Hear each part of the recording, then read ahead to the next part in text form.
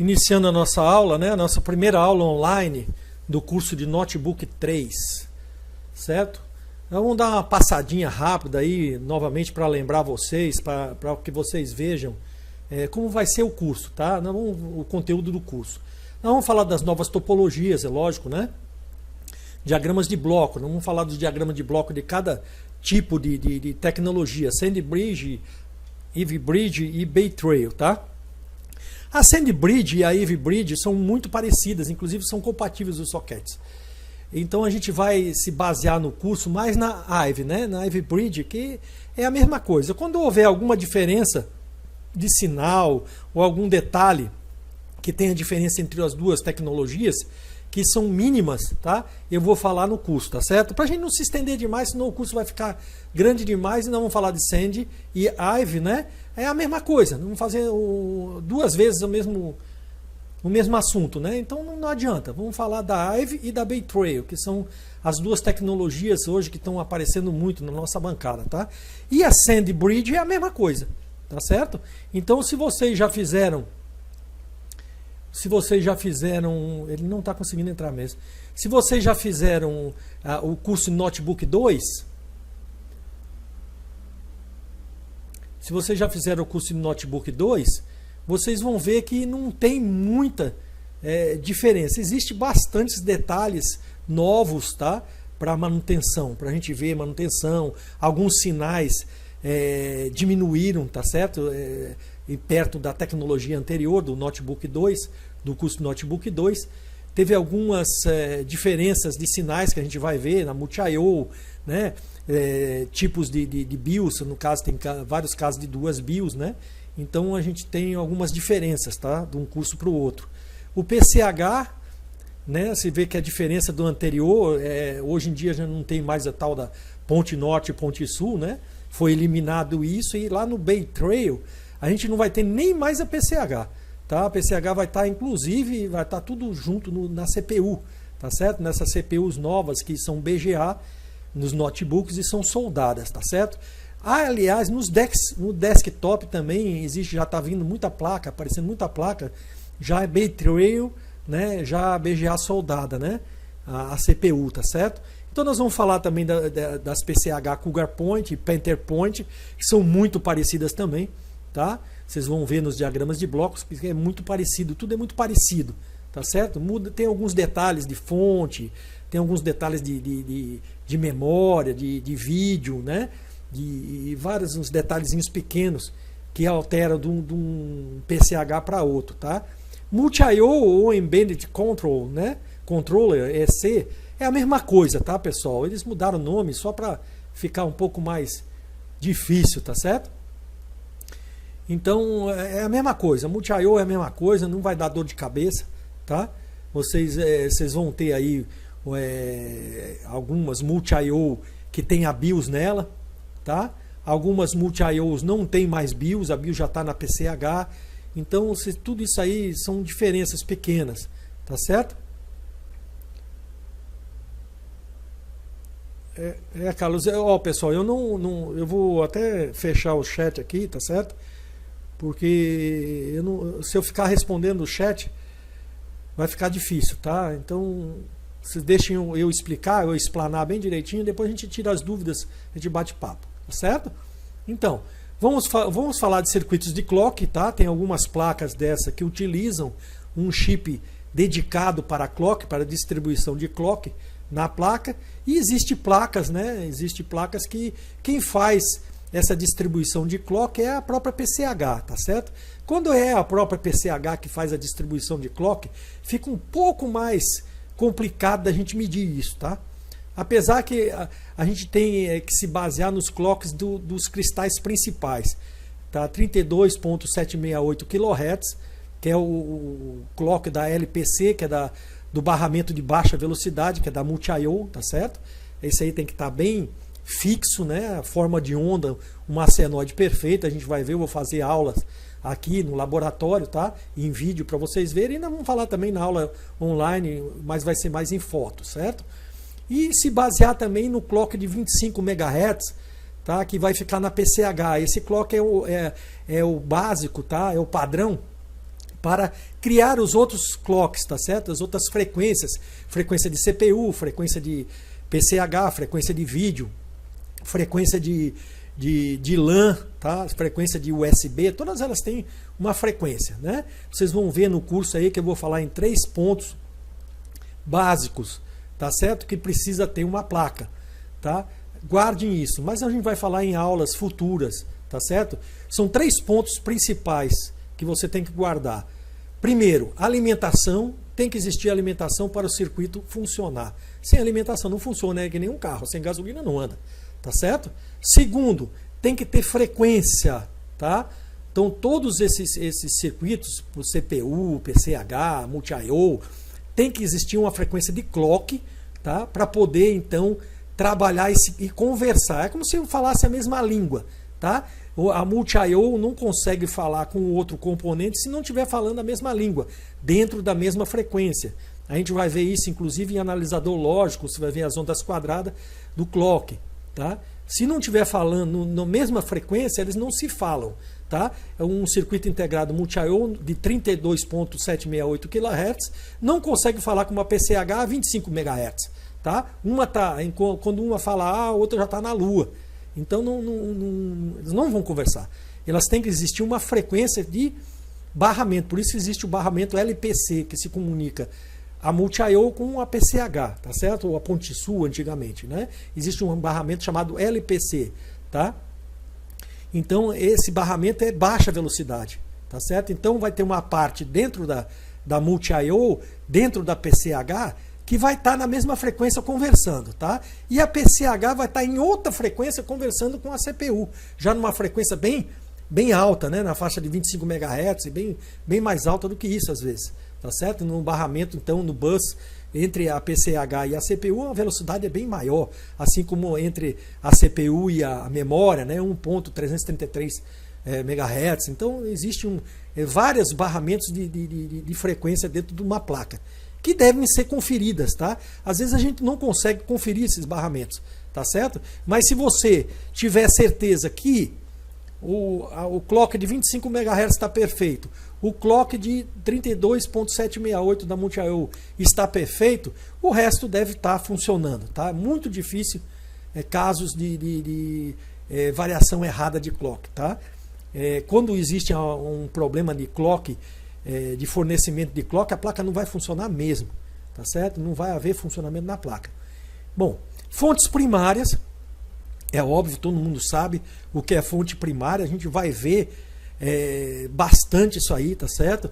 Nós vamos ver os 6 PWM dessas fontes primárias, tá? Vamos ver os 6 PWMs, são os sinais de habilitação dele, os sinais de clock, os sinais de alimentação, tá? Nós vamos ver como medir os sinais de PWM que fazem os gates dos MOSFETs de alta e de baixa, tá? A gente vai ver tudo isso, tá certo? Vou explicar bem direitinho os defeitos que dão nessa área, tá? Por que o CI não funciona, qual o motivo dele não funcionar, por que falta um sinal de habilitação, tá certo? Que vai acontecer muito nas fontes secundárias, tá? A fonte primária, basta você alimentar o circuito, ela já começa a funcionar, que são a de 3,3 volts e a de 5 volts, né?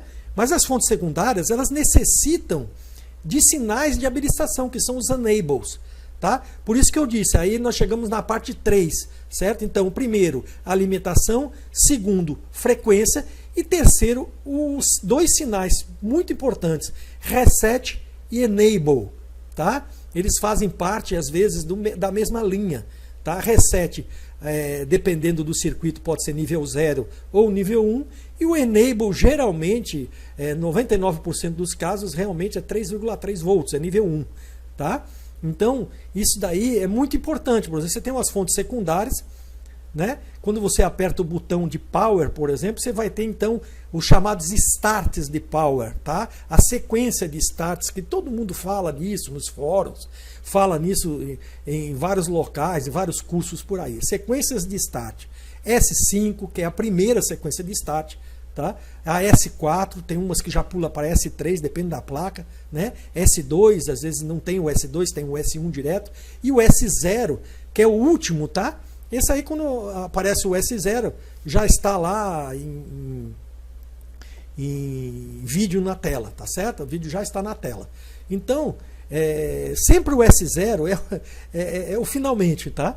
Mas pode parar, né? Você pode ver a sequência de status parada nessa, por exemplo, uma fonte secundária de Core, tá? A última fonte que vai entrar nessas placas é a de V-Core, tá? Ou VX-Core, ou VGA-Core. Tem vários nomes aí, a gente vai ver alguns nomes que depende do engenheiro, tá? Opa, o Beto Notebook conseguiu entrar.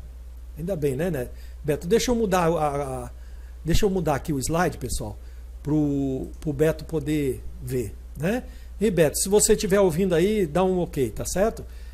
Então nós já estamos falando aqui somente do conteúdo do curso ainda, tá? Deu tempo de você conseguir entrar, graças a Deus, né?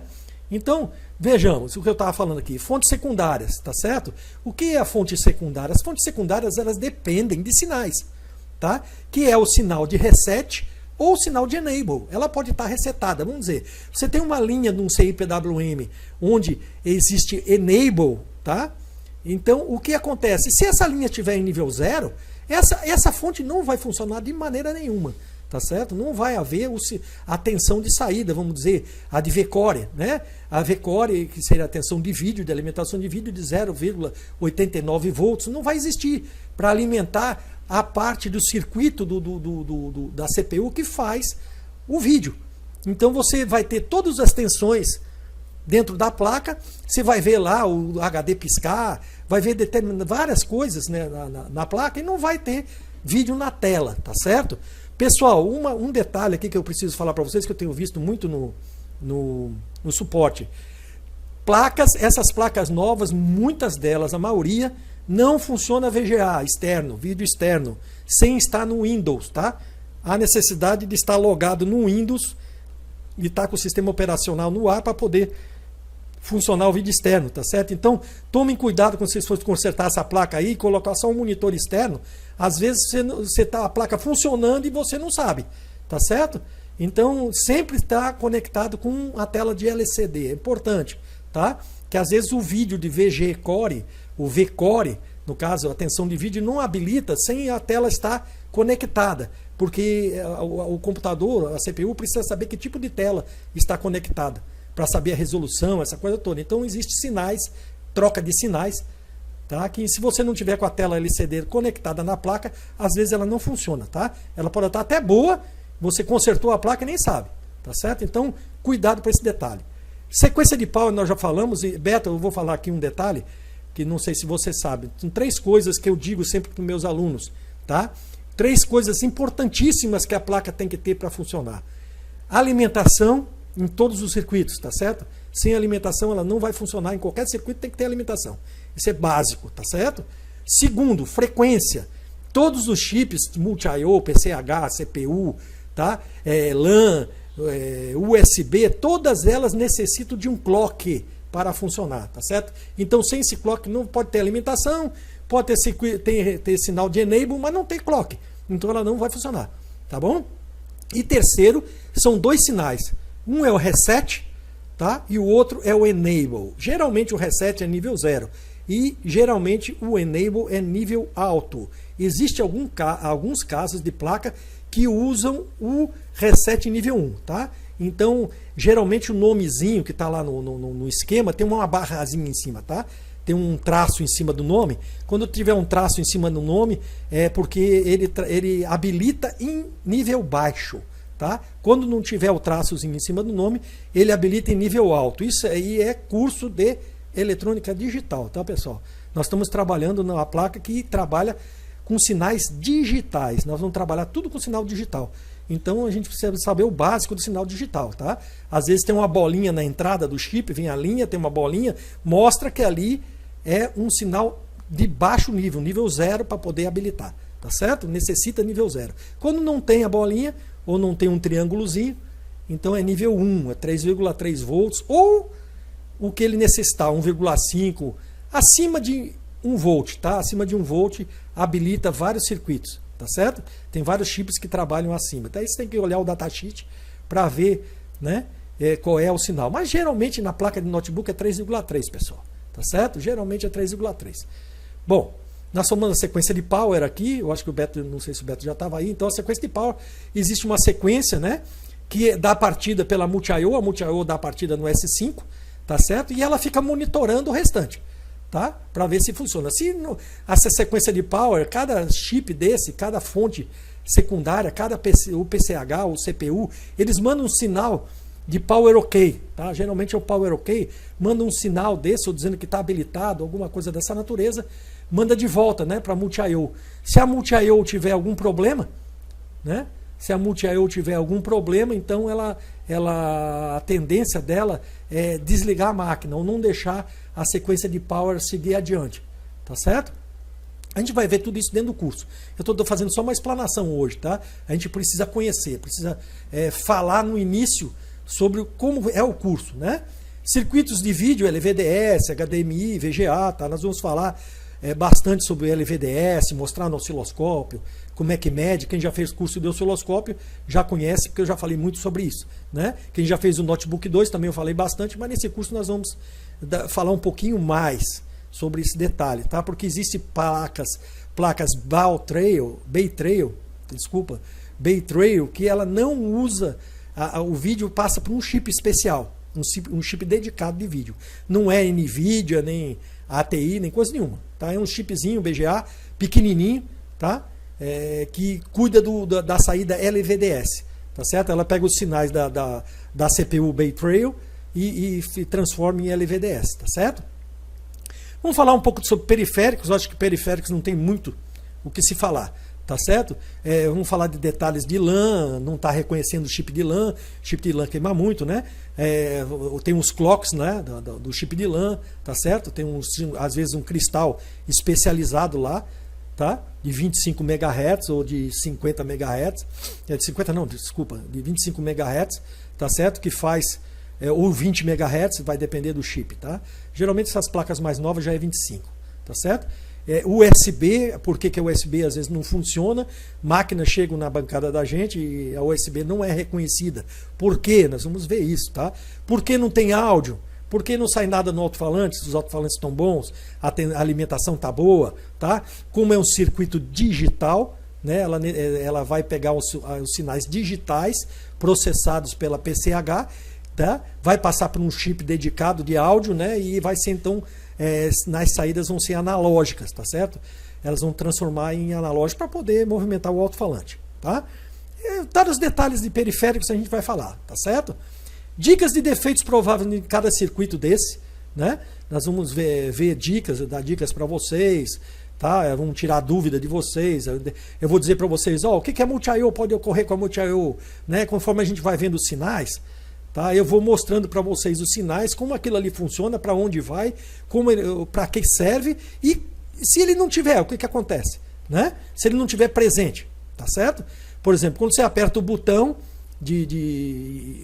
poucos casos é nível alto, mas a maioria desce para nível 0, tá? Está em nível 1, 3,3 volts, a porta da multi-I/O, e quando você aperta o botão, ela coloca aquela porta em nível 0, tá? Quando ela coloca em nível 0, automaticamente na multi-I/O, alguns sinais vão habilitar, tá? Vão habilitar para nível 1, tá certo? Então você apertou o botão, tá lá com o osciloscópio naquele canto, ou o multímetro, aí lá tá 0, aí você apertou o botão, foi para 3,3 volts, então tá funcionando. Eu vou mostrar para vocês BIOS corrompido, o que acontece com BIOS corrompida, por que não aparecem esses sinais na saída da multi-I/O e tudo mais, para vocês terem uma ideia. Apertei o botão, tem lá, não tá aparecendo sinal, não tá...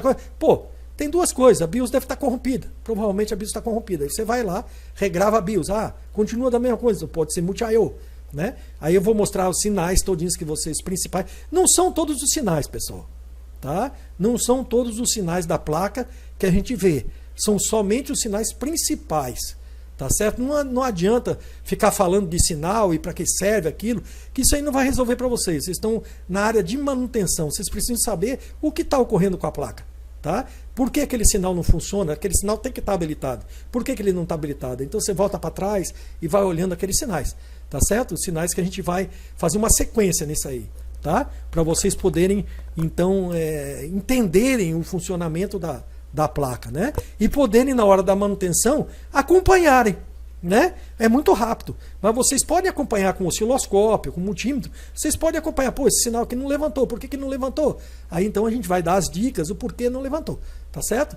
Casos que podem ocorrer na placa, porque aquele sinal não está indo adiante. Por que não apareceu o sinal S5 na Multi-I/O? Por que a Multi-I/O não mandou o enable do S5? Esse enable S5 geralmente vai estar ligado no S4 ou S3, num PWM lá, tá? Ou dentro ou na PCH ou na CPU, vai mostrar, ó, tá tudo legal, tá tudo funcionando, habilita aí, ela vai e habilita lá aquele circuito. Aquele circuito, quando habilitar, vai mandar outro sinal de power OK de volta. Aí a Multi-I/O vai liberar outro. Isso é muito rápido, tá, pessoal? Isso é tudo muito rápido. Então a gente vai ver direitinho como mostrar isso aí. Por isso que o analisador lógico é legal, é muito interessante, porque você, determinados sinais, por exemplo, quando eu apertar o botão de power, quais os sinais que vão ter que levantar? Ah, o sinal de power vai ter que baixar e vai ter 2 sinais, ou 3 sinais, ou 4 sinais na Multi-I/O que eles vão alterar. Tá certo, pessoal? Quando eu falo não é levantar nível 1, nível 0, um dos dois. Um vai para nível 0, outro vai para nível 1. Vai depender da placa. Tá? A gente vai analisar isso bem direitinho. E com o analisador lógico dá para você ver. Né? Você apertou o botão, você vai ver ali a forma de onda de apertar o botão, que você apertou o botão, né? Você vai ver a forma de onda e vai ver as formas de onda dos outros. Você vai ver que no mesmo tempo de clock, né? Baixou essa aqui foi para nível 0, que é o botão, as outras automaticamente no tempo de clock vão subindo. Aí uma sobe aqui e dá um tempinho de tantos microsegundos, nanosegundos, aí a outra já levanta, aí o outro sinal já habilita, a outra já levanta. Aí vocês vão ver isso aí direitinho, mas é lá para o final do curso, tá? Esse analisador lógico eu vou deixar para o final do curso para vocês estarem bem, entenderem bem como funciona todos esses detalhes, porque o analisador lógico, se você não sabe a sequência, o que medir, ele vai dar dor de cabeça, vai até atrapalhar, tá? Então, como identificar cursos nas linhas com multímetro e fonte assimétrica? Isso aí, meu povo, é demais, tá? A maioria dos técnicos não sabem utilizar o multímetro, não sabem detalhes daquela linha, tá certo? Muitos casos aqui de linhas de baixíssima resistência e o técnico pensa que aquilo está em curto e não está.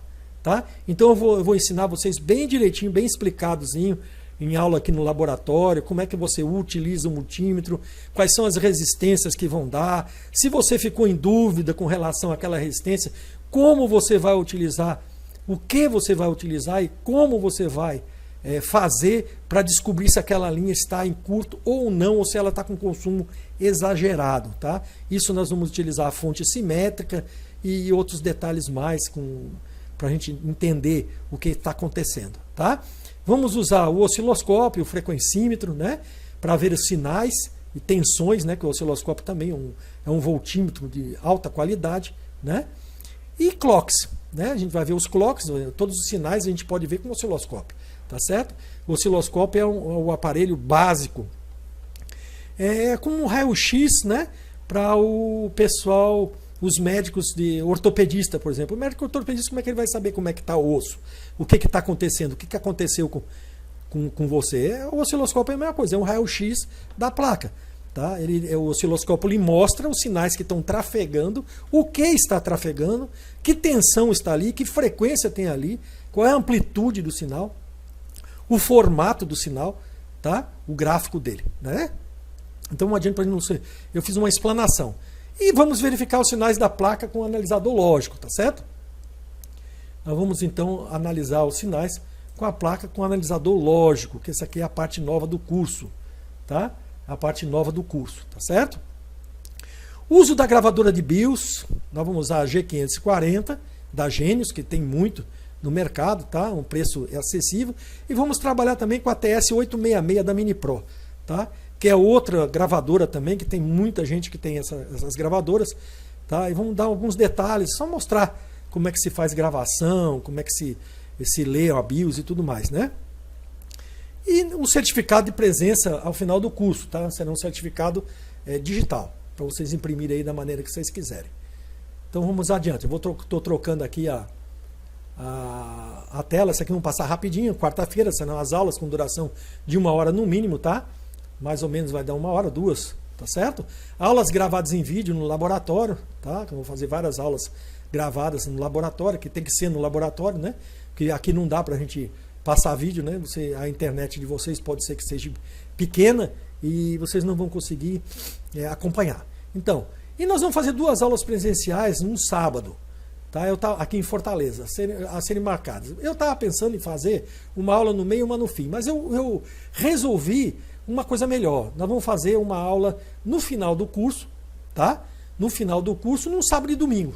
Tá certo? Vocês vão ter tempo bastante para ir, para guardar dinheiro e se preparar para vir. A gente fica aqui um final de semana, vocês chegam na sexta-feira e na segunda já estão indo embora. Né? Então não gasto muito, não tenho muita despesa, porque vir 2 vezes a Fortaleza ficava ruim, né? E não ia ficar legal vir 2 vezes, né? Para as pessoas daqui de Fortaleza ia dar certo, né? Então eu resolvi fazer, não vou fazer mais 2 aulas, vai ser uma só. Tá? Quer dizer, vai ser um fim de semana só, né? Vai ser 2 aulas realmente, mas um fim de semana, um sábado e um domingo. Tá certo? A gente passa um fim de semana aqui, brinca aqui na bancada, tira um monte de dúvidas, se conhece, né? E aproveita, né? Ou pode ser no feriado prolongado também, o Jonas falou, é interessante. Aí lá pro final do curso, a gente vai... vocês vão guardando dinheiro aí, vão vendo hospedagem, essa coisa toda, que a gente, quando chegar mais pro final do curso, a gente vai ver uma data legal. Tá certo? Todas as aulas, inclusive as online, pessoal, vocês não precisam se preocupar em estar gravando essas aulas online, tá? Eu estou gravando todas as aulas, elas vão estar disponíveis no site, tá certo? Da maneira que está aqui, elas vão estar disponíveis no site, tá certo? Então vamos lá, vamos começar então a nossa aula para não se perder muito tempo. Vamos falar agora um pouquinho sobre SandBridge, tá? Esses são detalhes que é interessante vocês conhecerem. Eu já falei um pouco na palestra. Tá? A gente vai falar um pouquinho mais aqui para vocês conhecerem cada tecnologia dessa. Tá? A tecnologia Intel, de processadores Intel SandBridge, tá? Foi chamada de 2ª geração. É a 2ª geração da família Core da Intel. Tá? Os i3, i5, i7, o Pentium Core, né? Dual Core e o Celeron. Tá? Então é da 3ª geração. Até a 2ª geração, perdão. A 2ª geração, se não me falha a memória, a LGA 1156, tá? É a 56, eu acho que a 56 é a 1ª geração, a 55 é a 2ª geração. A minha cabeça agora falhou. A Intel foi capaz de alcançar com a nova arquitetura a base de 32 nanômetros, tá? 32 nanômetros e melhorias significativas na eficiência energética, baixo consumo com relação aos processadores da 1ª geração, tá? Que são aquela 1ª geração que quando foi lançado o i3, o i5, o i7, ele foi lançado na 1ª geração, naquela LGA 1156, tá? O socket LGA 1156. Então, ele esquentava muito, dava alguns problemas, tinha que ser tudo soquetado, não podia ser em BGA, não existia BGA naquela época. Para a CPU, tá certo, pessoal? Não é que não existia, tá? Para a CPU eles não faziam, eles faziam todos FPGA, tá? Com pinos, tá certo? Ou, se não era com pinos, era o socket com contatos, né? Então era um chip com pads no chip, né? No CPU, e o socket não era aqueles furos, né? De PTH, era com contatos, parecendo um BGA soldado. Né? Aí fazia a pressão e aquilo ali, às vezes, tem vários casos, eu vi vários casos aqui de técnicos que estragaram aquele soquete na hora de limpar, né? Vai limpar com o pincel e entortava aqueles pininhos ali, né? Já vi muita gente fazer isso. Então é o seguinte, as melhorias significativas de eficiência energética, tá? A 2ª geração melhorou, né? Em eficiência energética. Todos os processadores SandBridge têm um núcleo gráfico integrado, que é equipado com 12 triheads, tá? 12 triheads dependendo da CPU ou GPU, tá certo?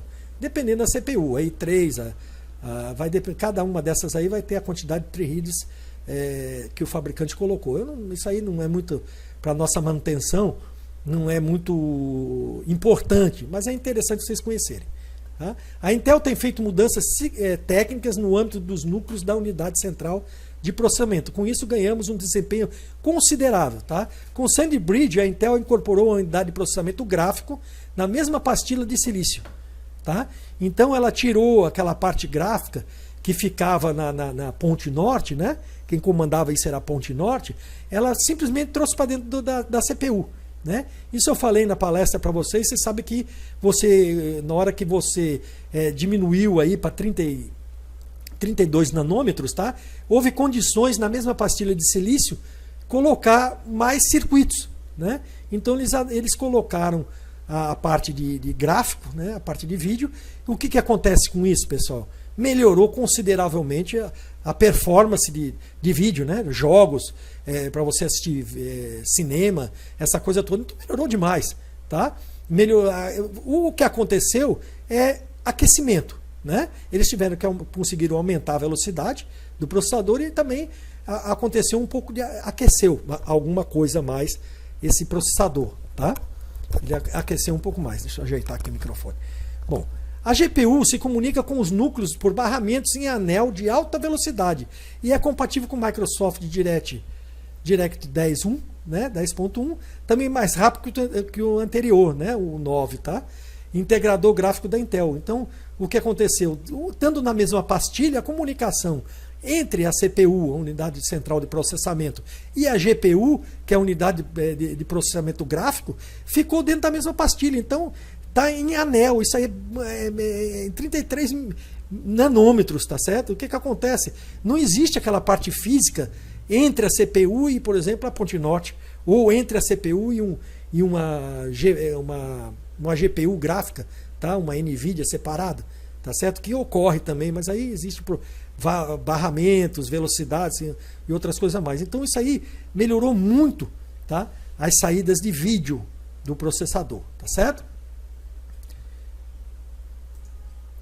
Vamos a SandBridge, vamos ver algumas coisas. Microarquitetura unificada.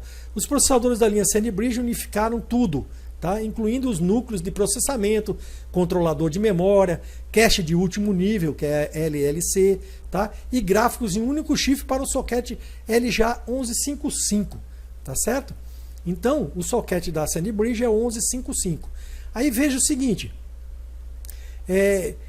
tudo está dentro, né? Controlador de memória que os AMD já tinham, né? Os AMD, a diferença do AMD para os Intel é que a Intel não tinha controlador de memória, não tinha controlador gráfico dentro do CPU. Agora ele colocou controlador de memória, colocou controlador gráfico, tudo dentro de um chip só, tá? Isso aí fez com que desaparecesse a ponte norte, porque a ponte norte não teria mais função na placa. Qual é a função da placa da BGA ponte norte? É tratar vídeo, tá? A parte gráfica, e tratar a parte de memória, fazer essa ponte, esse bridge, né? De comunicação entre a ponte sul e a CPU, tá certo? Então era a função da ponte norte. Eles pegaram a ponte norte, que era um chip BGA, tá? E colocaram dentro da CPU. O que aconteceu? Encareceu a CPU, vocês veem que a CPU encareceu com isso, tá certo? Mas também as placas não têm mais a ponte norte, tá certo? Isso aí, o que ocorre com isso? As fontes internas, primárias e secundárias da placa diminuíram de capacidade de fornecimento de corrente, tá certo? Diminuindo a corrente, menos aquecimento, menos problema, menos manutenção, tá? Essa é a intenção de se fazer isso, tá? Gráfico e de mídia de desempenho. Essa tecnologia inclui um motor gráfico mais poderoso com aceleramento do processamento 3D, tá? Conseguiu-se fazer 3D, então, com esse processamento tudo incluído dentro, né?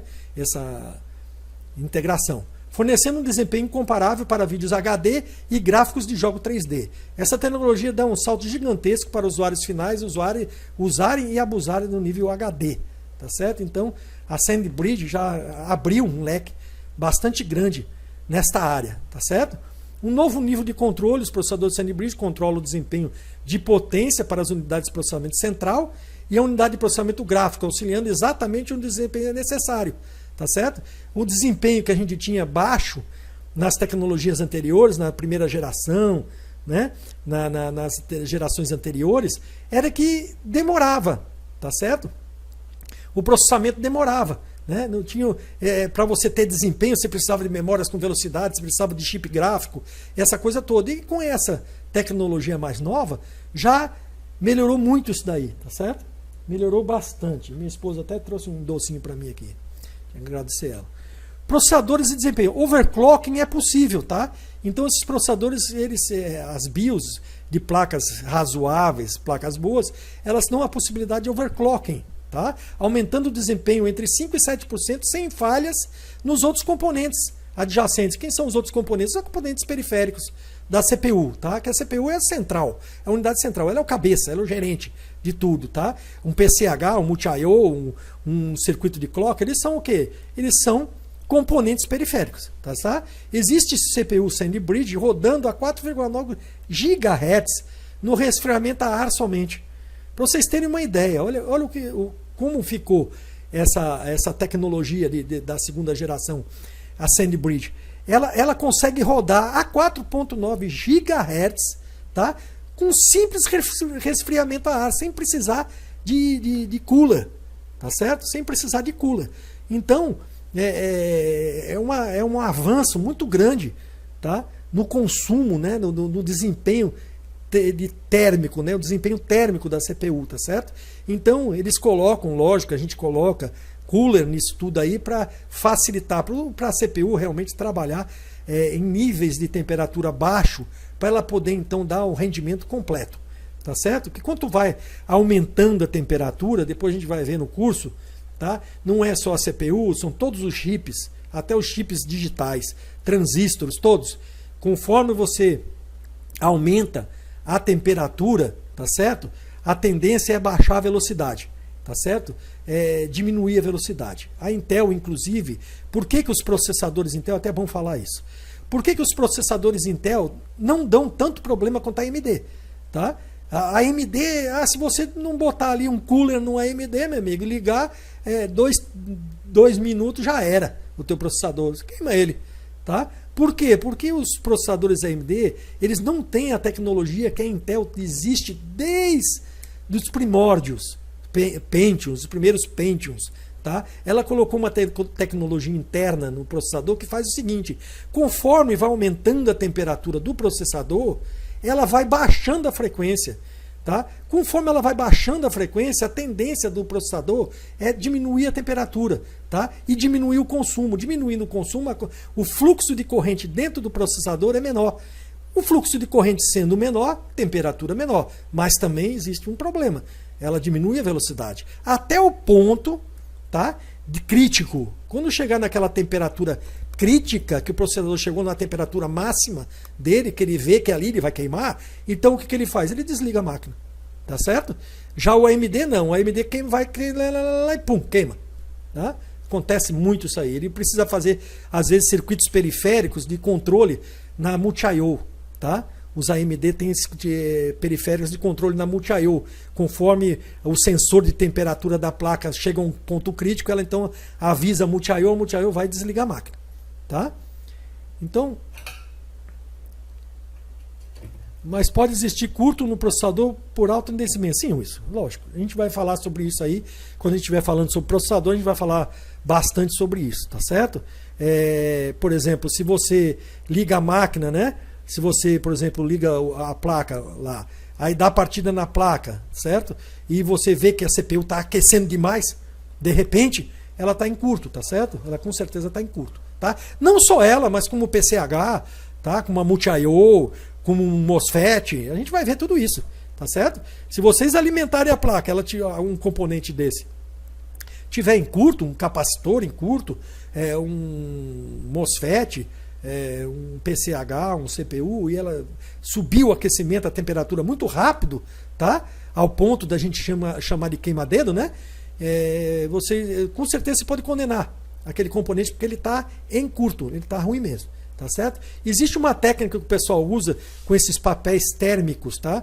Vocês conhecem esses papéis térmicos que vocês recebem nas lojas, né? Quando você compra, vem aquele cupom fiscal, né? Eu uso muito aquilo ali para colocar em cima do componente. Se ele estiver aquecendo numa temperatura excessiva, ele fica preto logo no papel na mesma hora. Viu? É uma técnicazinha, eu vou mostrar para vocês depois no laboratório aí como isso aí é legal, tá? Vocês não precisam nem gastar, vocês podem comprar até um rolozinho desse papel térmico, ou então ficar guardando essas notinhas de loja, né? E você pode utilizar, tá certo? Então vamos adiante. Vamos adiante que tem muita coisa para falar.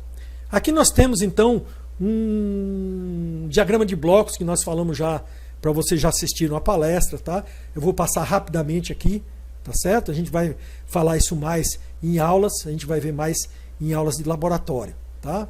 Então, quando a gente for ver cada componente desse, CPU, PCH, então a gente vai usar o diagrama de blocos e vai usar o esquema também para se basear. Vocês sabem que no diagrama de blocos, pessoal, cada quadrado desse, por exemplo, SandBridge, deixa eu abrir aqui, eu vou abrir aqui, pessoal, a minha tela do computador, tá certo? A minha tela do computador, aguarde só um instantinho.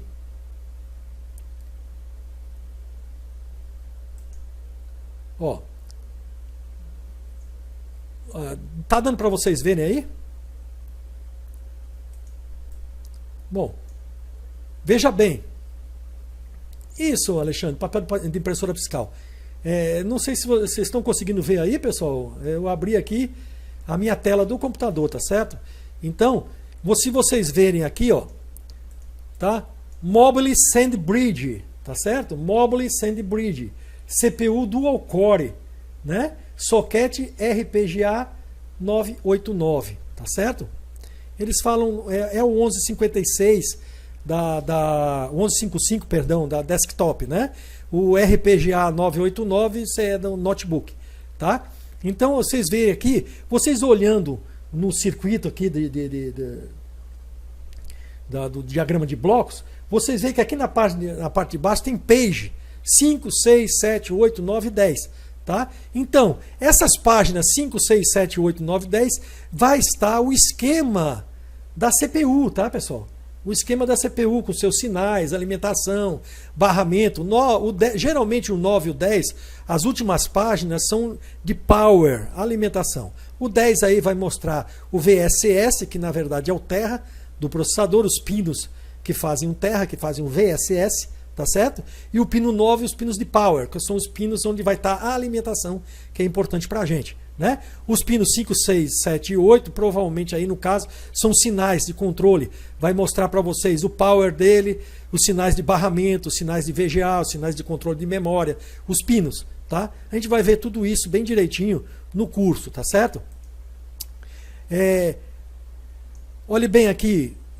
Deixa eu subir aqui, não sei se já deve ter subido para vocês. Já no PC, lá no PCH, tá? No PCH são mais páginas, né? Por quê? Porque o PCH ele pegou muito mais controles, né? Muito mais circuitos depois que a BGA Ponte Norte saiu, tá? Eles colocaram bastante circuitos dentro dessa PCH para ela ficar mais integrada e mais rápida, poder falar melhor com a CPU. Tá certo? Então ela já vai ter páginas 16, 17, 18, 19, 20, 21, 22, 23, 24. Tá? Geralmente é 23, 24, 24 VSS e 23 o Power, onde estão os pinos de alimentação. Aquilo que eu falei primeiro. Principal, 3, alimentação, frequência, né? E Reset Enable. Tá certo? Então a página 23 é interessante, vocês têm que ver se está chegando tensão de alimentação na PCH. A PCH vai ter várias alimentações. Ela pode ter alimentação de 5 volts, de 3,3 volts, de 1.5, de 1.05, tá? Então são várias alimentações que tem nos barramentos dela, nos circuitos. Cada circuito dela pode utilizar uma tensão diferente. Por exemplo, se você estiver trabalhando no caso aqui é DDR3, o circuito, a entrada de alimentação do circuito de saída LVDS, que às vezes é comandado pelo PCH, vai estar trabalhando com 1.5 volts, tá? Já outros vai estar trabalhando com 3,3. Isso vai depender. A gente vai ver direitinho durante a aula, tá? Então eu quero que vocês se acostumem com isso. Você precisou, eu quero ver a PCH, um sinal da PCH, tá as páginas aí. Você vai para a página 16, vamos lá, botar aqui em cima, né? Página 16. Então nós vamos chegar aqui então na nossa PCH, ó, tá? O PCH 1A, tá? Ela vai dividir por páginas. Né? Eu acho que apareceu aí agora, né? O PCH 1A, ó, tá aqui, bem aqui, tá? Então tá na página 16, ó. Ela tá falando aqui o circuito de RTC, Real Time Clock, que a gente vai ouvir falar bastante sobre isso aqui, tá? Muito importante, esses sinais aqui são muito importantes, tá? Quem coloca esses sinais, habilita esses sinais na placa é a nossa bateria, aquela pastilha de 3 volts, tá certo? E nós temos outros sinais aqui, LPC, né, que fala com multi-IO, tá certo? SATA, ó, nós temos as linhas de SATA aqui, né? As linhas de SATA, vários sinais, tá certo? HDA, ó, HDA aqui é áudio, né? Áudio, sincronismo de áudio, ó, o bit clock do áudio, tá? Então o reset, ó, HDA reset, para resetar ou não o chip de áudio, né? Tem vários sinais que a gente vai ver. SPI clock, isso aqui vai falar, ó, o PCH SPI CLK e o PCH SPI CS0, SPI MOSE, SPI MISO, tá? BIOS, são os sinais de BIOS, as linhas de sinais de BIOS que vai para a página 32, pessoal, tá certo? Aqui desse lado aqui, nós temos a página para onde vai esse sinal. Esse sinal aqui, por exemplo, esses 4 sinais aqui, eles estão indo para a mesma página. Por quê? Porque eles estão indo para o chip de BIOS, o Flash BIOS. Tá certo? Então na página 32, vamos lá. Só para vocês, estou passando rapidamente, só para vocês identificarem, verem como é que é. Peraí, deixa eu ver se eu acho aqui. Pronto, aqui, ó. Tá vendo aqui, ó? Os sinais, deixa eu dar um tempinho aqui. Isso, acho que apareceu aí agora, né? PCH SPI MOSE, PCH SPI CLK, que é o clock, né? O CS0, tá? O MISO, tá certo? Sem som? Espera aí. Só um segundo, pessoal.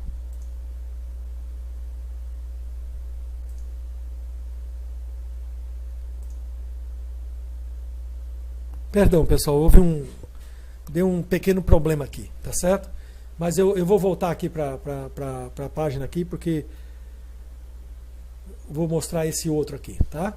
Então, o que eu estava dizendo a gente vai, durante o curso, tá? Eu vou mostrar para vocês em aula de laboratório, bem direitinho esses esquemas, me desculpem aí, tá? Então, o que acontece? Cada sinal desse, no diagrama de blocos, vai mostrar para vocês qual a página que está o componente. Ou a CPU, ou o PCH, ou a Multi-I/O, tá certo? Ele mostra a página. Cada quadrado desse aqui, né? Deixa eu botar o mouse aqui, certo? Ele vai mostrar para vocês aqui a página, tá? Aqui vai estar a página, bem direitinho, né? Então vocês podem mudar para a página. Vocês vão lá para a página e vão ver os sinais que existem nessa PCH. O que eu falei anteriormente, não sei se vocês ouviram, as últimas páginas, vamos dizer assim, um PCH desse tem 4, 5 páginas, as últimas 2 páginas é de Power, tá? A última geralmente é VSS, que é o nosso Terra, o nosso GND, tá? E a penúltima página, os pontos de tensão, de alimentação do chip, tá? Eu vou mostrar tudo isso para vocês, não vou me alongar agora, tá? É só para vocês terem uma ideia do que acontece, tá certo? Então, o diagrama de blocos é interessante vocês conhecerem bem isso para vocês poderem identificar defeitos na placa, tá? Por exemplo, você está com um problema, você está com os sinais da Multi-I/O, tudo legal, não sei o que, você não vai ficar perdendo tempo ali naquele local. Você tem que descobrir o que é que está acontecendo. Eu estou com todas as tensões na placa funcionando, está faltando só a V-Core, a de vídeo. Por que está faltando a de vídeo? Então eu vou lá no PCH, eu vou nos sinais da CPU, vou tentar identificar onde é que está o problema. Você isolando o problema, isolou aquele ponto do circuito, aquele problema, é mais fácil de você consertar a placa, tá certo? É mais fácil de você consertar a placa, né? Então você tem que saber identificar qual circuito está dando problema. Por exemplo, eu recebo um notebook na minha bancada, o cliente diz assim: não consigo fazer o USB funcionar, não reconhece pendrive, não reconhece nada, tá? Você não vai ficar testando um monte de coisa na placa, pessoal. Você vai testar o quê? USB. O que é o USB? Sinais de comunicação com PCH, sinal de tensão de 5. Jonathan, tá sem áudio aí, pessoal? Quem que tá com áudio aí? Pode ser só você, Jonathan.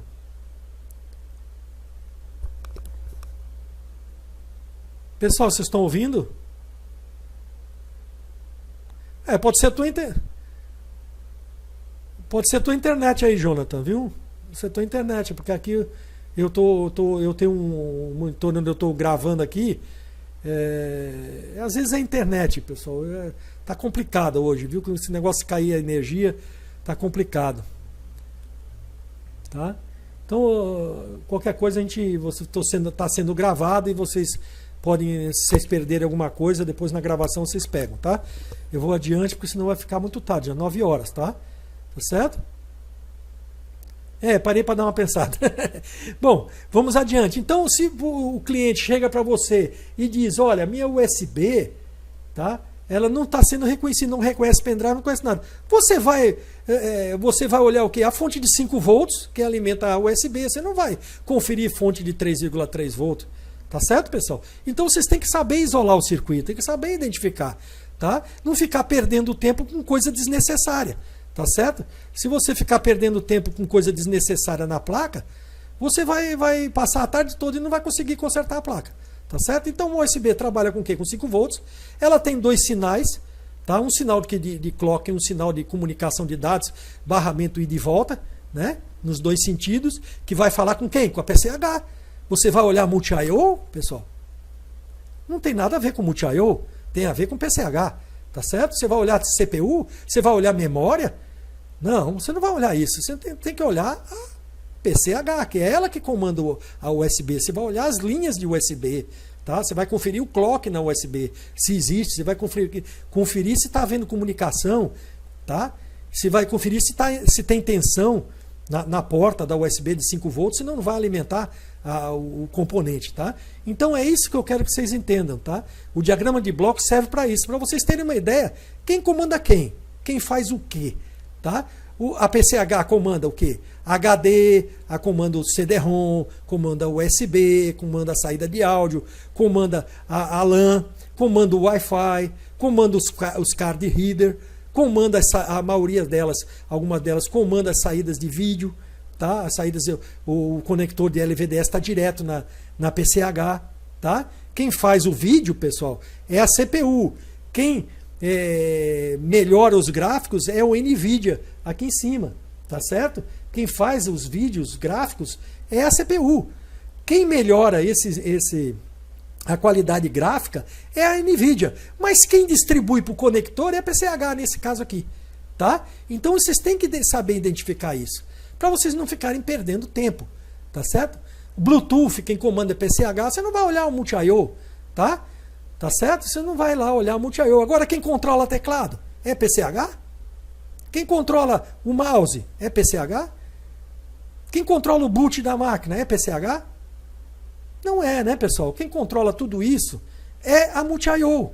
Tá? Então, vocês identificando o circuito, sabendo identificar o circuito, sabendo o que a máquina faz, como a placa funciona, quem são os circuitos responsáveis por aquela etapa de funcionamento, vai ser muito fácil de vocês consertarem uma placa de mãe de notebook, de desktop, de tudo, pessoal. Vocês sabendo interpretar um diagrama de blocos, vocês têm que ver isso aqui bem, batalhar bem em cima disso aqui, porque vocês sabendo interpretar isso, vai ser muito fácil para vocês, tá? Vai ser muito mais fácil de vocês conseguirem consertar a máquina, tá? Então vamos ver aqui uma placa, uma Sandy Bridge, tá? Essa aqui é uma Sony, tá? É uma placa da Sony, tá certo? Das novas da Sony, tá? Muito legal essa placa, tá certo? Olha o socket, esse é o socket, né? O nosso socket. Deixa eu botar o mouse aqui, que talvez o mouse não esteja aparecendo aí.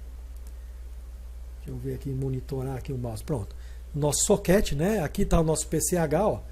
Nosso PCH, tá certo? Aqui está o espaço, ó, onde iria ficar um NVIDIA, tá? Aqui, ó, as memórias, os locais das memórias, aqui na parte no verso.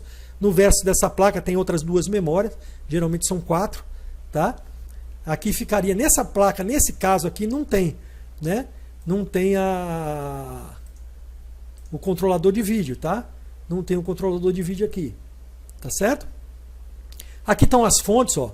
As fontes perto do socket da CPU, ó, de Core, tá? Esse processador necessita de 2 fontes de Core, tá? Cada uma fornecendo aqui, no caso, 1,5 amperes, 1,8 amperes mais ou menos, para poder alimentar a CPU, tá? Nós vamos ter aqui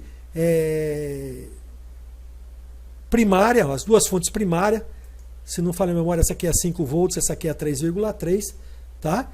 Nós vamos ter a de VGA Core, tá? A VGA Core, ou V-Core, ou VX Core, que alimenta o gráfico, né? A parte gráfica de memória. Nesse caso aqui, tá? Existe duas fontes aqui. Essa aqui, geralmente, se não existir esse chip NVIDIA, no caso, uma dessas fontes fica parada. Então tem que tomar cuidado, tem que olhar o esquema para ver qual é a função dessa bobina aqui, tá? Às vezes ela fica parada. E às vezes a CPU utiliza essas duas bobinas aqui com duas fontes de VX Core para aumentar a corrente, tá certo? No caso desse SandBridge aqui, se não falha a memória, essas duas fontes aqui já são do VX Core. Nós temos aqui uma outra fonte, olha. Essa fonte aqui é de 1.05 volts, tá? 1.05 volts ou de 1.5 volts. Espera aí, não, eu estou enganado. Me desculpa aqui. Essa que está aqui é 1.5 volts de alimentação das memórias, tá? DDR3 é 1.5 volts. E uma dessas duas fontes aqui, nesse caso aqui, tá? É 1.05 volts, que vai ter alimentação para CPU e vai ter alimentação para PCH. A PCH, ela utiliza 3,3 volts, 1.5 volts e 1.05 volts, tá? A nossa CPU também vai usar 1.5 volts, vai usar 3,3, vai usar 1.05 e vai usar as tensões de core de 0,89, 0,90, 0,89, tá? Então, essas são as fontes da placa, né? Depois vocês vão ver isso tudo no laboratório, tá certo? Vamos adiante, senão a gente não termina a aula de hoje, tá? EveBridge é outra tecnologia, tá? Muito parecida com o SandBridge. O que ela ganhou foi que ela diminuiu, né? A EveBridge é um codinome da terceira geração, é a terceira geração da Intel, de processadores Intel Core, com processo de fabricação de 22 nanômetros, né? A SandBridge é 32 ou 33 nanômetros, tá? Uns dizem 32, outros dizem 33. Eu peguei esses valores na Intel, tá certo? Então a Intel diz que é 32 nanômetros. E o EveBridge 22 nanômetros. E também conta com os novos transistores Tri-Gate, tá? Ou 3D da Intel. São os transistores especiais, tá? Que aumentam a velocidade, menos temperatura. São muito interessantes. Que não vem ao caso aí, que está dentro da pastilha, não vem ao caso em estudar isso. Tá? É só para informação de vocês. Os processadores de EveBridge são compatíveis com o socket da plataforma anterior SandBridge 1155, tá? Bastando apenas uma atualização da BIOS da placa-mãe, tá certo? Isso aqui nós estamos falando de notebook, tá? Geralmente na desktop ela muda a terceira geração. Se não me falha a memória, não, é 1155, né? A terceira geração é 1155 também. É 1155. A quarta geração é que vai para 1150. É o LGA 1150, né? Tá? Então, os processadores EveBridge e SandBridge usam a mesma tecnologia de socket, tá certo? Depois eu vou baixar os datasheets desses processadores para a gente ter. Eu vou colocar para vocês lá no site, tá? Para vocês verem como é que são. Não se chama PAD, né? Chama-se LAND, né? No processador a gente chama de LAND, tá? Vamos ver. Características de CPU. Processo de fabricação 22 nanômetros, socket LGA 1155, né? Que é a terceira geração, certo? Transistor Tri-Gate, 50% de aumento na performance, sem aumentar o consumo em comparação com o tradicional transistor plano, tá? Isso é eletrônica, certo? É um transistor que o consumo dele é 50% menor que um transistor plano comum, tá? E tem uma performance altíssima de velocidade, tá certo, pessoal? Deixa eu tirar aqui uma coisa que estava atrapalhando aqui, desculpa. Suporte a PCI Express 3.0, tá? Que já vem no EveBridge, tá? Multiplicador máximo de 63 contra 57 do SandBridge, você vê que é bem mais rápido, né? Um processador que trabalha bem mais rápido, o multiplicador de clock dele é maior, né? Suporta memórias DDR3 até 2.800 MHz, tá certo? Então você vê que já o Sand é 1.333, né?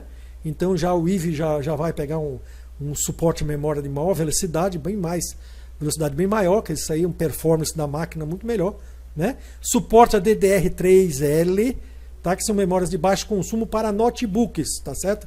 Isso aí nós estamos falando de notebook.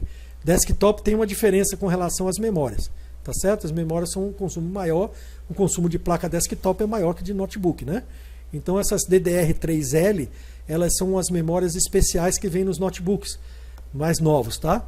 São memórias bem mais caras também. Não é todo notebook Ivy Bridge que vem essas memórias não, viu, pessoal? Geralmente são os notebooks da HP, da Dell, da Sony, né? Caros, né? Da Acer, aqueles mais caros, tá certo? Intel HD Graphics 2500 a 4000 com suporte DirectX 11 já, né? A gente já falou isso na palestra. Passar rapidinho. Intel Quick Sync Video aprimorado, né? Que é o sincronizador de vídeo rápido. Quick Sync Video, tá? Sincronizador de vídeo quick, rápido, né? Ele faz assim um sincronismo de vídeo muito rápido, acabando com aqueles flicks de vídeo, né? De jogos. Ele melhora muito a performance nos jogos em 3D, em vídeos HD, sem dar aquelas paradas, né? Paradas de compensação, tá certo? Existem versões desse processador para as linhas desktop e mobile, e são denominadas de 3, e 5 e 7, tá? Como as versões de SandBridge, também tem o Celeron. Para todos eles nós vamos ter o Celeron, que é o processador mais antigo da tecnologia, né? Dessas versões. É o mais antigo, é o Celeron. Temos o Dual Core, o Pentium Dual Core, o i3, o i5 e o i7, tá? Com 2 núcleos internos. Deixa eu ver aqui, se eu passei aqui, vamos dar uma olhada aqui no... Ó, se vocês derem uma olhada, o Ivy Bridge é igual ao SandBridge, né? Vamos dar uma olhada aqui, ó. Ó o Ivy Bridge aqui, ele controla o USB, ele controla o HD, né? Ele controla aqui as memórias, tá certo? Deixa eu botar aqui o mouse, que às vezes o mouse não funciona.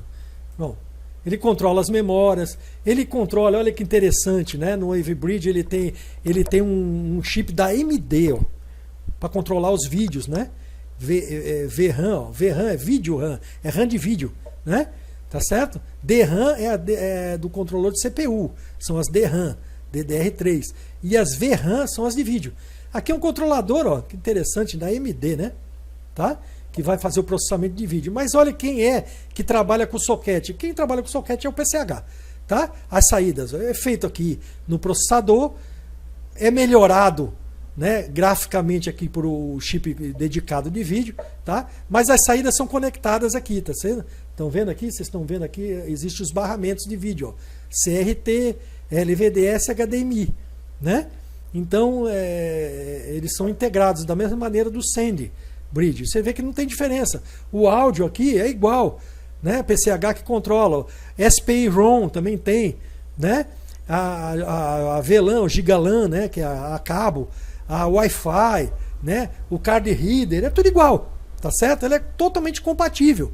A Multi-IO, né? A Multi-IO também, o EC, é compatível, né? Com o touchpad, com o teclado, né? Essa coisa toda. Então, quem controla é a nossa Multi-IO, tá? Então você vê que as duas tecnologias são muito parecidas, tá? Tanto é que elas são compatíveis. Por isso que eu disse no início do curso, eu falei, nós vamos batalhar em cima do Ivy Bridge, tá? O que nós aprendermos do Ivy Bridge, os sinais, controles, vai servir para o Sand, tá certo? Quando houver diferenças muito gritantes entre as duas, que quase não tem nenhuma, é mais para os periféricos, tá? É mais na área de PCH e Multi-IO, então a gente vai falar e vai dizer, ó, isso aqui está diferente do SandBridge, o SandBridge é assim e no Ivy é assim, tá certo? Vamos ver uma placa aqui. Uma placa aqui do Ivy Bridge, você vê que ela é um pouco diferente, né? Ela é um pouco diferente da outra, tá certo? Aqui nós temos deixa eu pegar aqui um mouse, que esse mouse às vezes não quer funcionar, né? Pronto. Aqui nós temos o PCH, tá? Aqui nós temos o processador já soldado.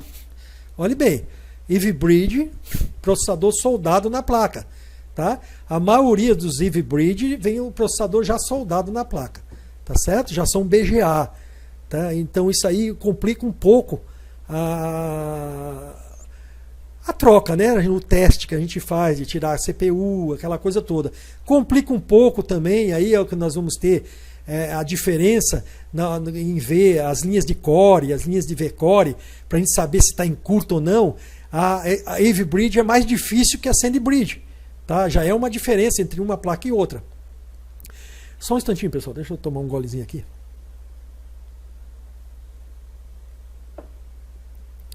Molhar a garganta. Bom, então a diferença do Ivy para o Sandy, tá? Uma das diferenças é essa. O Sandy você tem soquetado, tá? As CPUs são todas soquetadas. E o que vai acontecer? Você precisa testar a linha de core, de V-core, você tira a CPU fora.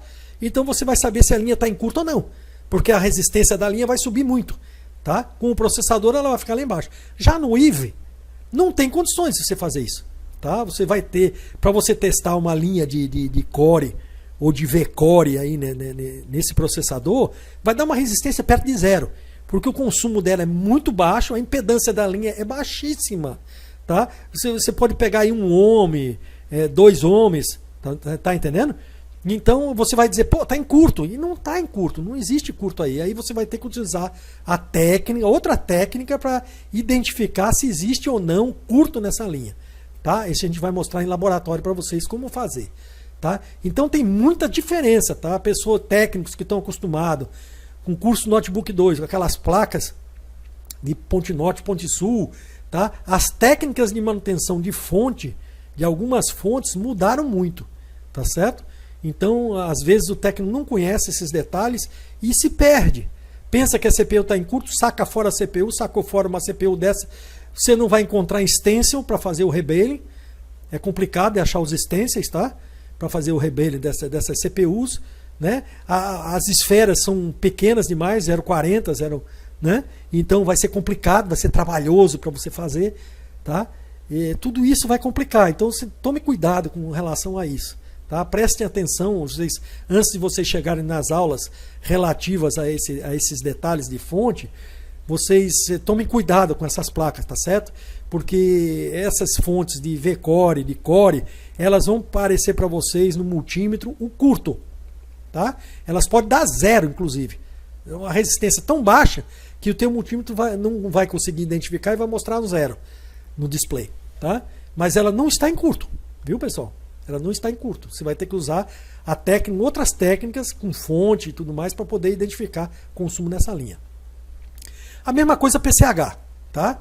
PCH ela já é soldada como nas outras, é óbvio, todas elas são, né? Soldadas, BGA soldadas, e ela tem uma resistência característica também de linha de fonte, tá? De 1.05.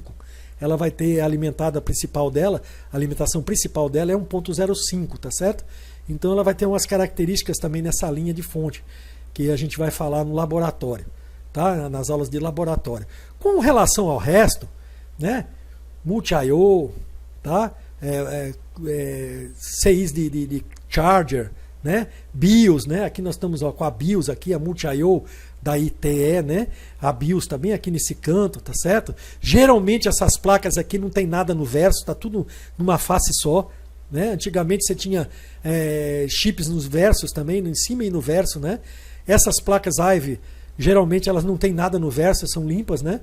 Tá? Elas não vão ter componentes nenhum do outro lado da placa, como as Bay Trail também não tem, tá certo? Elas usam cooler, tá? Elas usam cooler e as fontes tem algumas técnicas diferentes, tá? As fontes têm alguns controles de proteção maiores do que a Sandy, tá? Maiores do que a tecnologia antiga de Ponte Norte e Ponte Sul. Ela tem alguns sinais de controle, são um CI PWM um pouco mais sofisticado, tá? Acostumem-se a quando você pegar um CI PWM desse, um MOSFET, você buscar o datasheet no Google, tá? Pegue o datasheet, não só o esquema, mas o datasheet também, que no datasheet dá algumas características de funcionamento, tá?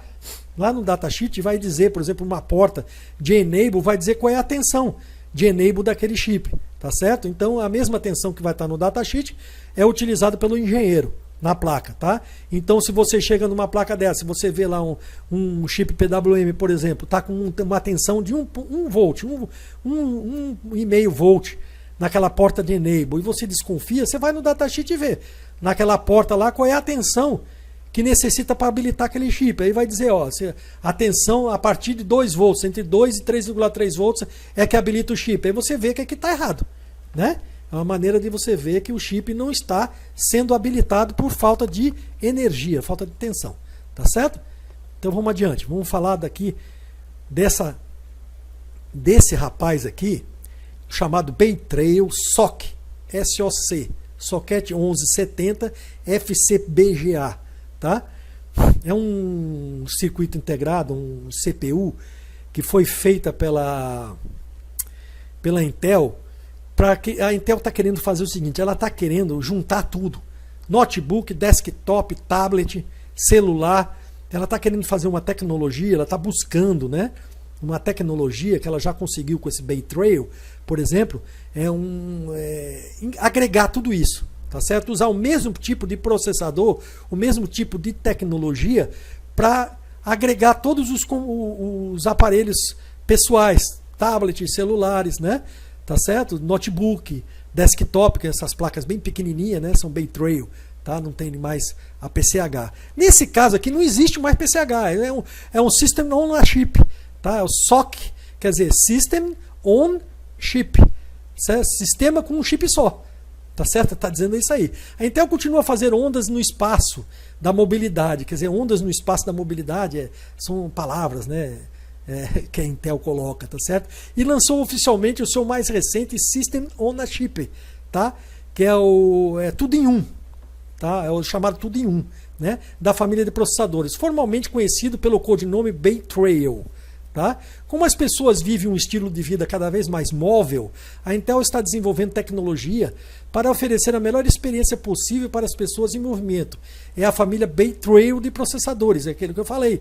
Ela está fazendo um processador para pegar toda celular, tablet, notebook, desktop, tudinho. Um desktops pequenininhos, desktop bem pequenininho, tá? Que você leva aquilo ali para qualquer canto, liga numa televisão, liga onde você quiser aquilo, tá? Com base em uma nova micro, também naquelas placas que ficam atrás do monitor, né? Atrás do monitor, tá certo? Então eles estão usando essa tecnologia Bay Trail para diminuir a quantidade e o aquecimento também, tá?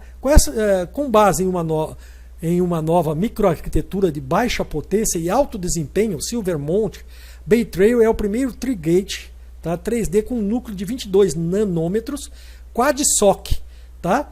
Da Intel. E seu processador mais poderoso hoje em dia para tablets e notebooks com ótimos recursos e boa autonomia de bateria.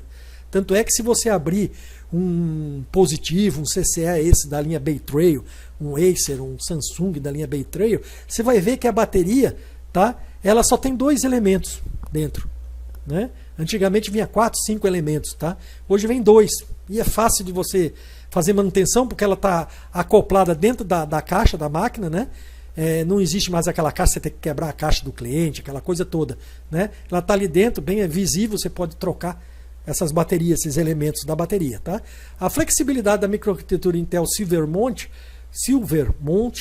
permite entregar múltiplas variantes da plataforma no mercado para o tablet, 2 em 1, notebook, desktop e o chamado All-in-One, o IO, né? Que é aquele computador que é o monitor é tudo no monitor, né? Tá certo? Então, essa tecnologia desse processador que está sendo utilizado nessas placas para isso aí. A CPU Bay Trail T é a próxima geração quad-core Intel Atom SOC para tablets e dispositivos 2 em 1. Tá? Vem esse aqui, a Bay Trail, é um tipo de processador. Tá? As CPUs Bay Trail tipo M ou Bay Trail D, tá? São para laptops, desktops e IOS, que terá a marca Intel Pentium e Intel Celeron. Tá certo? Então os processadores Pentium e Intel Celeron, eles vão ser Bay Trail M e Bay Trail D, tá certo? Vamos passar para a próxima página. Estou passando para a próxima página, pessoal, tá? Continuando, Bay Trail SOC. A linha Bay Trail T, agora conhecido como o processador Intel Atom Z3000 série, a série 3000 SOC, de alto desempenho da Intel, até hoje para tablets e outros dispositivos móveis, é a plataforma de menor potência da família Bay Trail. Tá? Então o Bay Trail T ele é muito utilizado em tablet, é utilizado lá nos tablets, com o que? Dispositivos móveis, né? Com menor potência possível, ele praticamente não aquece nada. Tá? Não precisa de dissipador, não precisa de nada. O ar mesmo interno do tablet vai resfriar esse processador. Tá certo? A linha Bay Trail M estará disponível em 4 modelos: Intel Pentium N3510 e N2910, tá? E Intel Celeron N2810 e N2805, tá? Com características específicas da Intel Pentium e Intel Celeron, as mesmas características da geração anteriores, né? E Ivy e Sandy, né? E da primeira geração também. A linha Bay Trail D estará disponível em 3 modelos: Intel Pentium 2850, J1850 e Intel Celeron J1750. São processadores para desktop. Tá? As características da Intel Pentium e Intel Celeron incluem capacidade para obter projetos fanless, quer dizer, sem ventoinha ou pequena ventoinha. Tá? Então você vai ver placas desktop que a ventoinha é bem pequenininha. Eu acho que vocês já viram isso. Né? Placas desktop que o cooler é mínimo, é bem pequeno mesmo, tá? E os notebooks, ultrabooks, que não tem nada, não tem, só tem uma chapa de alumínio por cima, colocada em cima só para melhorar a performance de aquecimento, né? De resfriamento, perdão, tá certo? Então não vai ter nem ventoinha, tá? Abrindo, o ventoinha é cooler, né, pessoal? Abrindo o caminho para projetos de placas menores de desktop e I/O, que é a I/O que são as estão no monitor, né? Acoplada a monitores digitais inteligentes, que são aqueles monitores que touchscreen, né? Até 3 vezes mais rápido o desempenho do que os processadores anteriores nesses dispositivos, pessoal, tá? E sistemas de baixo custo também tem esse detalhe muito importante. São sistemas de baixo custo. Tá? Existem umas motherboards para desktop aí e para notebook com um custo bem baixo, né? Por isso que você vê esses ultrabook positivos CCE aí com os preços bem baixinhos, R$900, R$800 sendo vendido aí nas lojas americanas, nesses lugares assim, sabe? Viu? Opa, tá ouvindo aí, Wilson? Tá falhando o som novamente, pessoal? Aqui no meu, pelo menos no meu aqui, no meu computador não está. Eu estou monitorando isso e não está havendo falha. Pode ser a internet. A internet hoje, eu não sei o que está acontecendo. Houve um problema sério aí no Brasil aí, com a Chesf, e eu acho que está dando um problema qualquer aí pela internet, tá? Então vocês tenham paciência, vocês perderem alguma coisa. Vai estar gravado, tá? E o áudio lá na gravação vai estar ok, tá certo? Não se preocupe com isso não. Então vamos adiante. Vamos dar uma olhada aqui no diagrama de blocos do Bay Trail. Olha, é um socket 1170 FCBGA soldado na placa, tá? Você vê que ele faz tudo, né? Você vê aí o Bay Trail. Aqui nós temos o Bay Trail. Deixa eu pegar o mouse aqui, que às vezes o mouse não aparece no vídeo. Bom, agora apareceu. Tá? Então você vê aqui, nós temos o processador, a CPU. Opa! Pessoal, só um instantinho aí. Caiu a internet. Ó.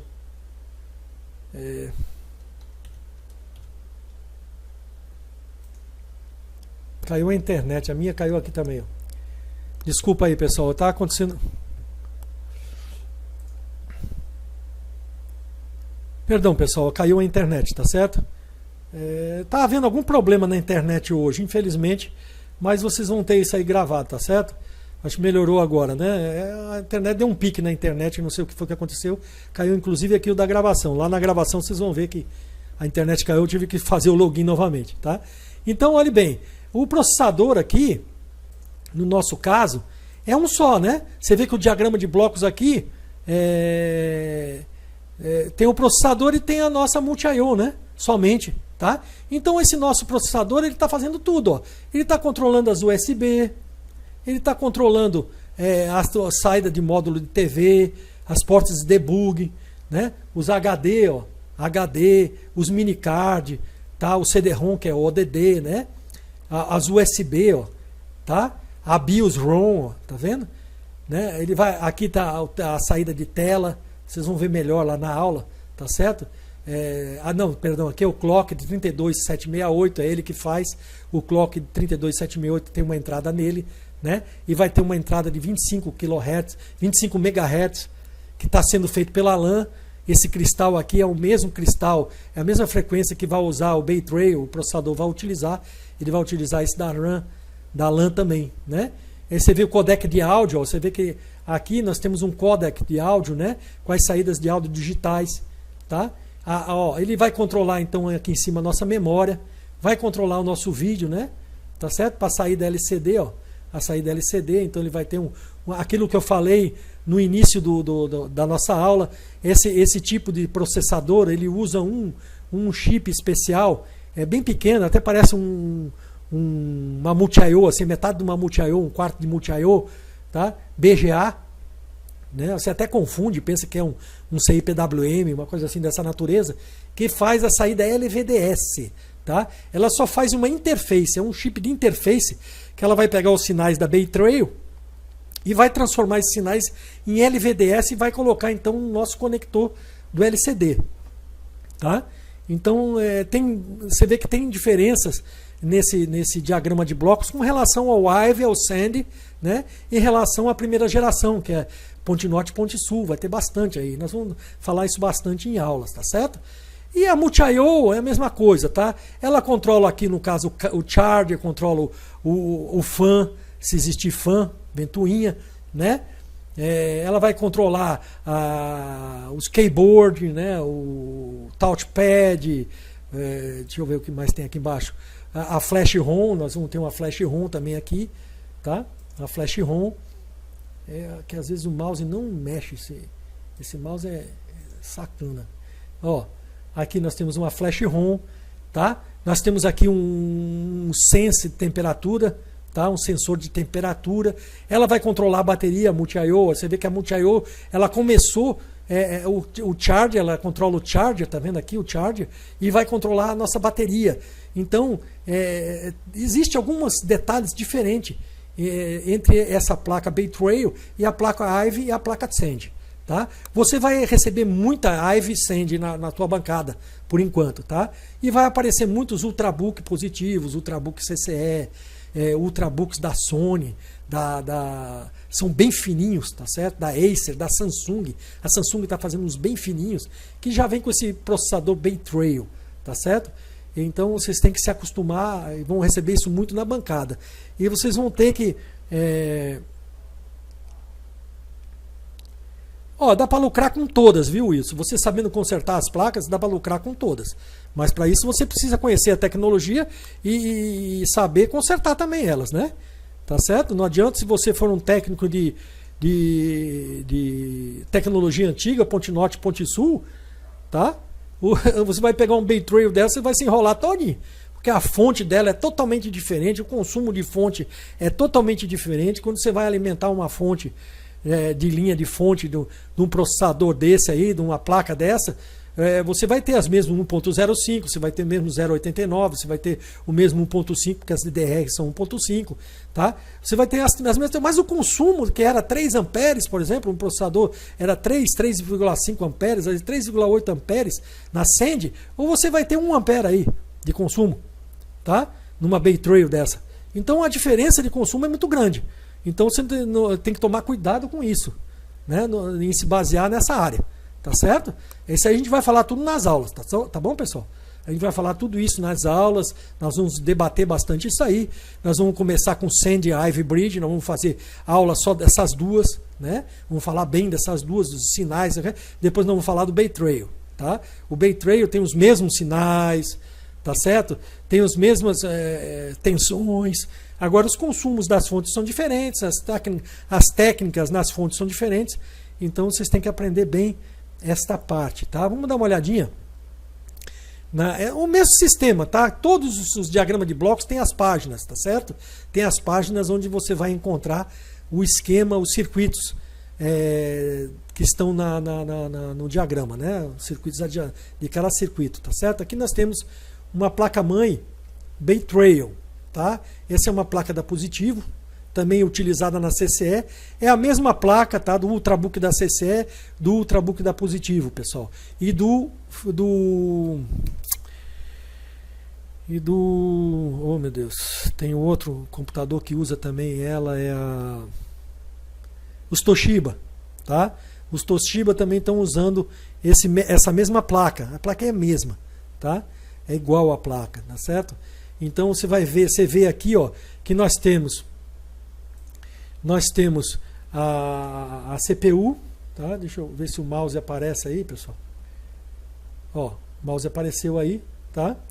Nós temos a CPU aqui que fica no centro da placa, tá certo? Você vê, ela não tem dissipador, tá? Nos casos aqui desses Ultrabook vem uma placa de alumínio que fica colocada em cima dela, tá? Nós temos aqui a nossa Multi-I/O, tá certo? A nossa Multi-I/O aqui, ó, memória, só vem um slot de memória, tá? Geralmente essas placas só vêm com um slot de memória. Às vezes vem um de um lado e um do outro da placa, tá? Um do lado e um do outro da placa. Você pode usar os 4 GB, né? No coisa, você vai ter aqui, ó, a saída LVDS. Deixa eu ver onde está o conector da saída LVDS. Está aqui, ó, tá? Saída de conector LVDS. Olha o chip aqui que eu falo para vocês que faz a interface entre o conector, entre a tela LCD e o nosso processador, tá certo? Nosso processador, aqui vai os sinais de LVDS vão para esse processador aqui, vão num formato diferente, né? Esse processador, esse chip aqui vai transformar em sinais LVDS compatíveis com a sua tela de LCD, tá? Então nós temos que tomar bastante cuidado nessa área. Vocês estão com problema de áudio aí? O Alexandre está falando áudio. Tá, hoje a internet, infelizmente, tá muito ruim, pessoal. Infelizmente a internet está muito ruim. Vocês vão ver melhor, depois vocês assistem, vão ter que assistir novamente os vídeos, né? E vai estar melhor lá, tá certo? Vocês me desculpem aí, mas não sou eu aqui, é a própria internet mesmo, tá? Bom, aqui nós chegamos então à nossa placa. Você vê que existe diferença de uma placa para outra, né? Uma Ivy, você vê a placa Ivy aqui, né? O conector de LVDS está ligado diretamente à nossa CPU, né? Ou a nossa PCH, tá certo? Geralmente é PCH, está ligado direto na PCH, tá? E as placas da Bay Trail, vai existir então esse componente aqui, que é o... Deixa eu ver aqui, o mouse não está andando, esse mouse. A internet hoje não está muito legal. Nós temos esse componente aqui que faz a interface entre a CPU e o conector LVDS que eu falei agora. As fontes são menores. Vocês veem aqui que as bobinas das fontes são bem pequenas, né? Algumas placas utilizam, ó, os capacitores eletrolíticos tubulares, tá? Não são aqueles SMD, os amarelinhos pretos, né? São os tubulares, ó. Você vê que são tubulares, né? Algumas placas, tá? Não são todas não. São placas de preço baixo, baixo custo, tá? As placas de alto custo, que são as melhores, esses capacitores não serão eletrolítico tubular, tá? Serão os de tântalo, tá certo? Serão os de tântalo, que são os SMD, aqueles amarelinhos, aqueles pretos, né? Hoje em dia vem mais os pretos, tá certo? Porque o ESR deles é muito menor, tá? Esses capacitores eletrolíticos tubulares têm um ESR maior, não é tão crítico nessa placa aqui, tá?